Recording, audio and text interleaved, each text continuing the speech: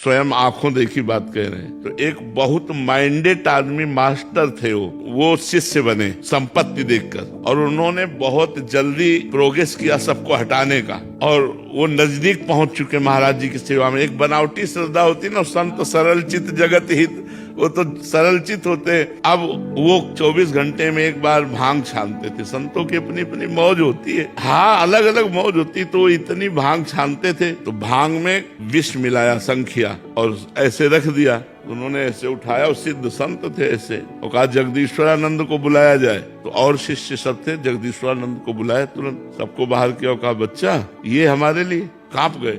तो उन्होंने खप्पर में घुरा और हरिओम पूरा पी गए। उन्होंने कहा कि अरे गुरुजी, बोले पिलाने के लिए तो तूने रखा है। और 7 दिन पद्मासन में बैठे रहे, और रोज बुलाते उसको, कहते देख तेरे जहर का कोई प्रभाव पड़ा, देख तेरे जहर का कोई प्रभाव। और ये कोई नहीं जानता था। 7वें दिन कहा अब मैं अपना शरीर अपनी इच्छा से त्यागता हूँ, तेरे जहर से नहीं। जो ही उन्होंने संकल्प किया, पूरे शरीर में जहर फैल गया, पूरा नीला शरीर पड़ गया, शरीर छूट गया। उस व्यक्ति को देखा गया कि जैसे पानी आता है और दरारें पड़ जाती है ना मिट्टी में पानी जाने के बाद, ऐसे शरीरों में दरारें पड़ गई और मवाद चूने लगा।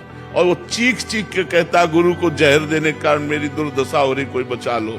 चिल्लाता रहता रात दिन, पलकें ऐसे फैल गई, मवाद निकले। वो दुर्गति पूछो मत, तड़प तड़प के रात दिन, हमें लगता है उस दिन से उसको नींद नहीं आई होगी, उस दिन से उसने चैन से भोजन नहीं किया होगा। संत द्रोह बड़ा भयानक है, ये सर्वनाश कर देता है। इसलिए चाहे गुरु भाई से हो या किसी अन्य संत से हो, कभी द्रोह न करे। वो गाली दे तो भी चरणों की तरफ ही झुके, संतों के चरणों की तरफ झुकने में ही मंगल है।